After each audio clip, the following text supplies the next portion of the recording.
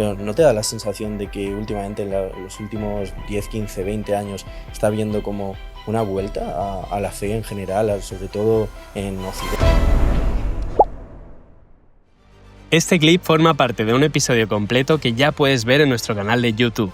Además, recuerda que en Engrama ofrecemos terapia psicológica online y formaciones en psicología científica para todas las edades y perfiles. Tienes la información en la descripción del vídeo. ¿Y de dónde viene tu fe? ¿De dónde emana? Porque si no me equivoco, no es por tradición religiosa, familiar, No. ¿no? Mi familia no es especialmente religiosa, o sea, mis abuelas, pues como mujeres de la España de la época de la posguerra, son católicas y han sido practicantes. Mi madre no es creyente y mi padre, pues es por decirlo de alguna manera, un creyente social, ¿no? Pues ha crecido en este mundo, cree en Dios, pero no es especialmente practicante, o no de la misma manera a lo mejor que lo puedo ser yo, que tengo un interés mucho más explícito en la religión. Y esto se debe a una cuestión que es totalmente demostrable y es una cuestión de fe. Yo hubo un momento determinado en mi vida en el que espiritualmente empecé a notar que yo sí que necesitaba un acercamiento a Dios.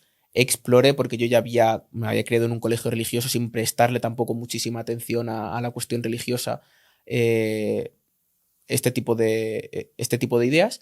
Y ya fue de adulto, pues en la época de la carrera, que yo tuve un interés noté sobre todo una necesidad espiritual por acercarme a Dios, y a partir de ahí es cuando ya entré más de lleno un poco como laico en el seno de la Iglesia Católica y en todas sus prácticas.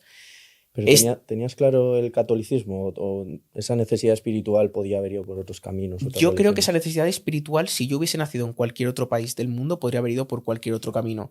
Sin embargo, creo que como la Iglesia Católica es el sistema cristiano que se encuentra implantado o más extensamente implantado en España, es el que uno tiene más a mano al final. Pero por supuesto, pues lo que comentaba antes, ¿no? Entre las parejas homosexuales, el aborto, hay muchísimas cosas que uno discute con la Iglesia, pero creo que para mí es el canal que tengo de acceso directo a Dios más cómodo, más fácil y el que más me convence también. Pero ya te digo, yo como pienso siempre en este Dios espiritual, en este Dios al que yo pues le rezo por las mañanas o le rezo por las noches, al que yo pues le pido cosas también, ¿no? Por supuesto, de por favor, ayúdame en esto, ¿qué decisión tengo que tomar ahora en cuestiones de la vida?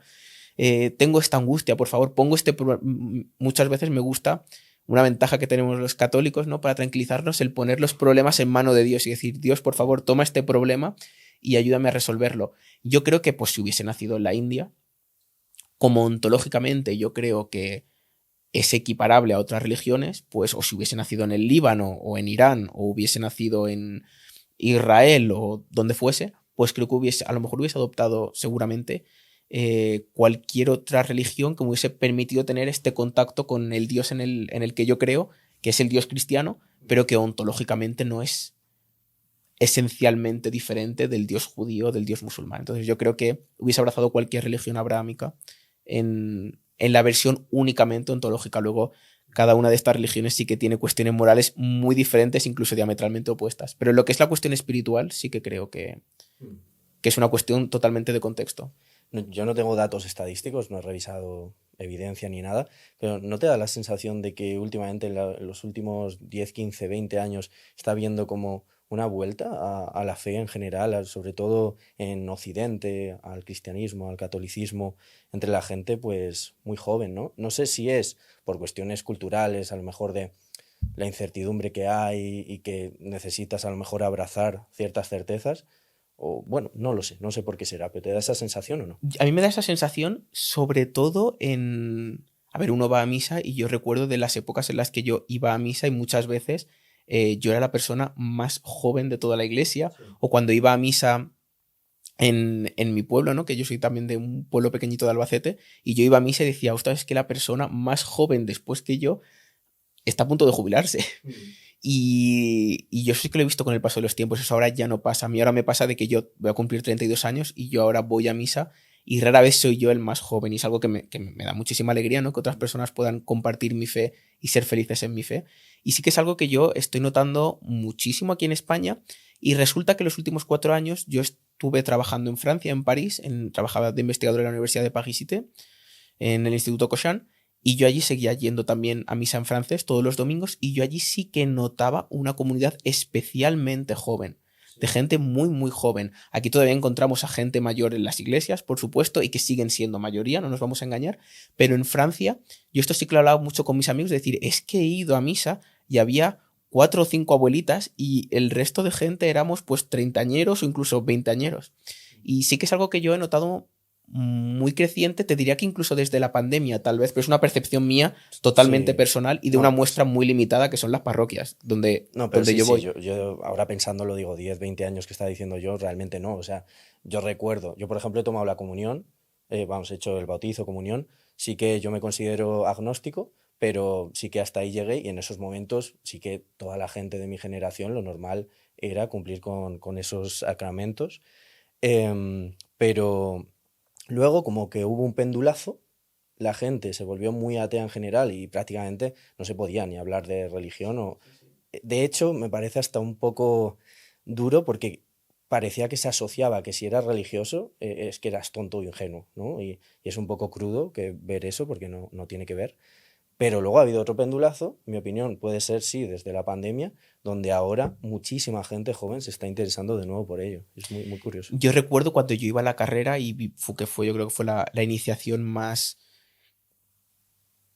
grande a nivel espiritual, ¿no? Que yo he tenido con este acercamiento a Dios, ¿no? Más de tener, bueno, pues sí, Dios es algo que existe, puede que no exista, incluso me he llegado a plantear, ¿no? Pero de tener esta atracción a Dios que fue la carrera y que me da muchísima vergüenza, porque yo además estudiaba bioquímica en el año, esto fue pues entre 2014 y 2015, me daba muchísimo reparo comentar estas cosas y mis amigos de la carrera no sabían, ¿no? A lo mejor que yo iba a misa o que era creyente porque me daba muchísima vergüenza decirlo. Sobre todo por el que dirán, porque evidentemente son personas tolerantes, pero es lo que tú decías, en el ambiente había esta especie de, no sé si decir poca tolerancia a lo mejor, o a lo mejor no llegó a tanto, pero yo creo que los cristianos en ese sentido sí que nos autoimponíamos mucha censura, al menos en según qué ambientes, y en el ambiente científico ni te cuento, ¿no? Que somos minoría. Y a mí me daba muchísima vergüenza decirlo.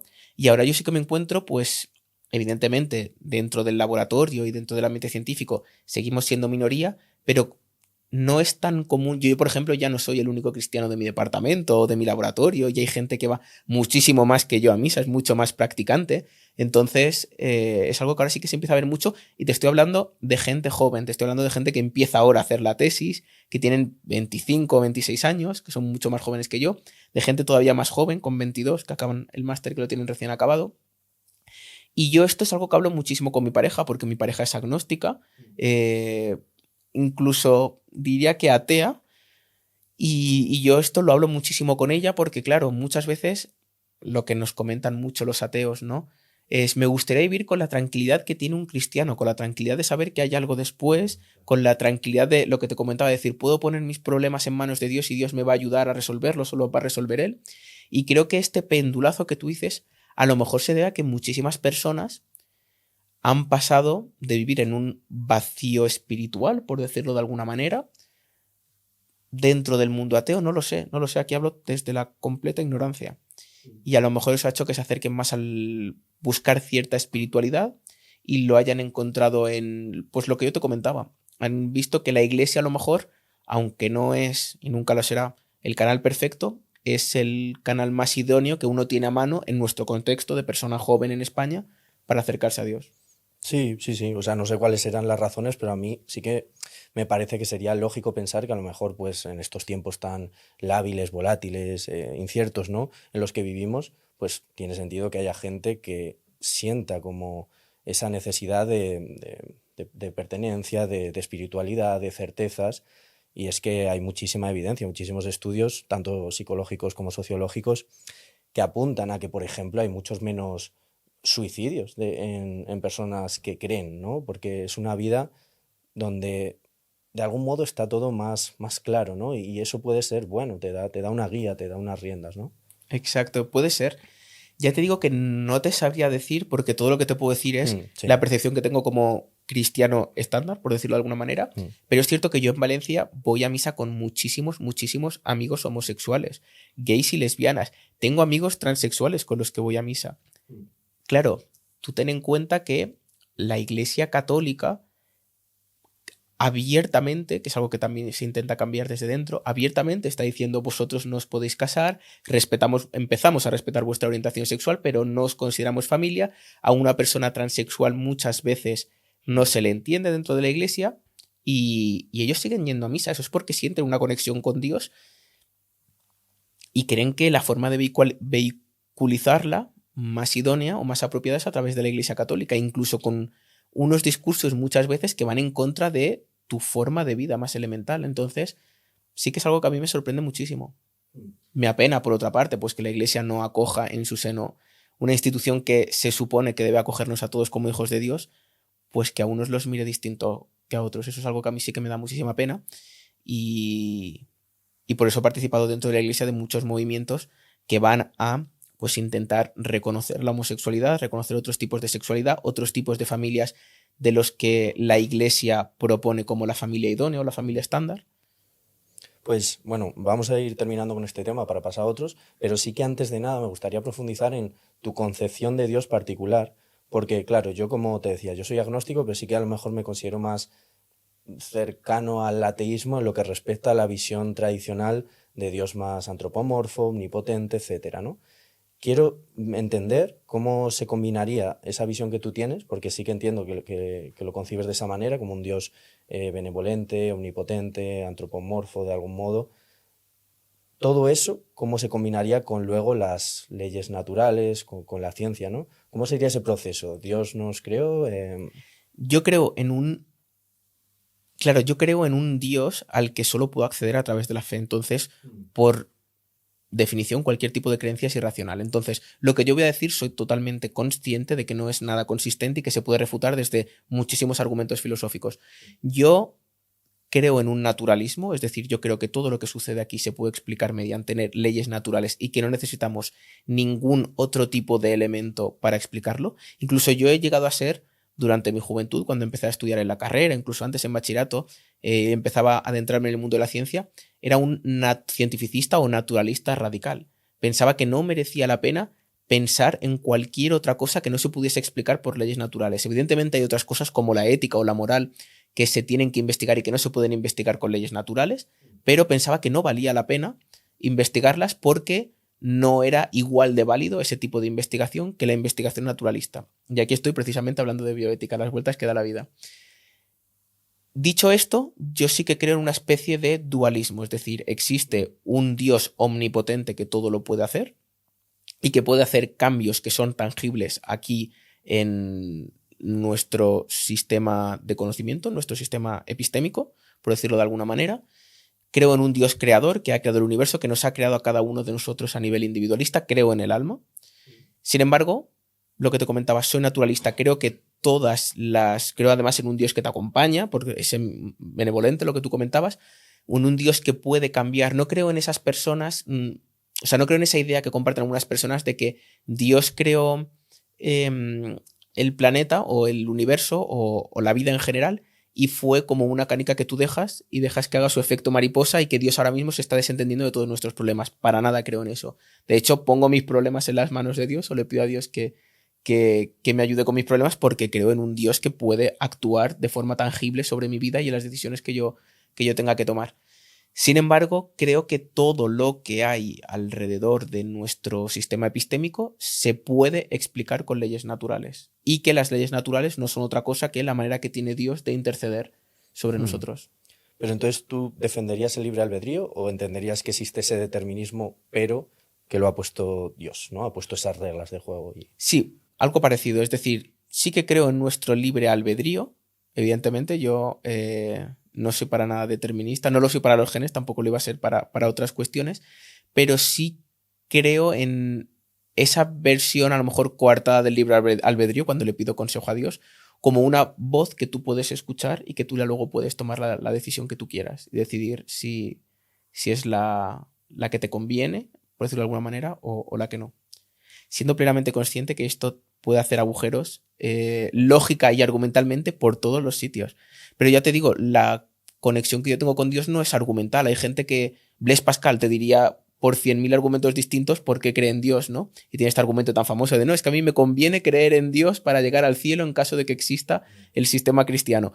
A mí nunca se me ha convencido ni me he tratado de convencer de esto por cuestiones argumentales, sino por cuestiones irracionales. Es el mismo motivo por el que yo no trato nunca de evangelizar y tengo dudas sobre esto de la evangelización, porque creo que es muy difícil que yo a ti te pueda convencer de la existencia de Dios, y la prueba está en que mi pareja de toda la vida, de 13 años que llevamos juntos, es atea y nunca he tratado ni de convertirla ni de convencerla ni nada, porque yo creo que cada uno tiene que hacer su camino en la vida, y como el mío para llegar a Dios es irracional e inaccesible, es imposible o muy difícil que yo lo pueda trasladar a otras personas. Y teniendo en cuenta esta idea de Dios, entonces, ¿el mal qué factor, qué papel jugaría? Siempre he pensado que es la ausencia de Dios, que así como la oscuridad es la ausencia de luz, siempre he pensado que el mal es la ausencia de Dios. Vale. Bueno, vamos a... Es totalmente rebatible, sé por dónde se puede rebatir todo esto, pero es lo que te comentaba. Al fin y al cabo, yo creo que a los creyentes nos toca ser honestos y decir, mira, creo por cuestiones irracionales, sí. Entonces... Sí, pero si no lo cuestiono, si aquí venimos a escuchar y a entender, no a debatir ni mucho menos. Para eso ya pues podemos montar otro tipo de escenarios, ¿no? Pero aquí te venimos a escuchar. Gracias por ver este vídeo, os dejamos por aquí un enlace a nuestra última formación y por aquí algunos vídeos que os pueden resultar de interés. Si estáis buscando ayuda psicológica, también podéis mirar en la descripción del vídeo donde encontraréis nuestra web y podréis solicitar asistencia terapéutica de un profesional confiable y que os ofrecerá ayuda psicológica basada en evidencia científica.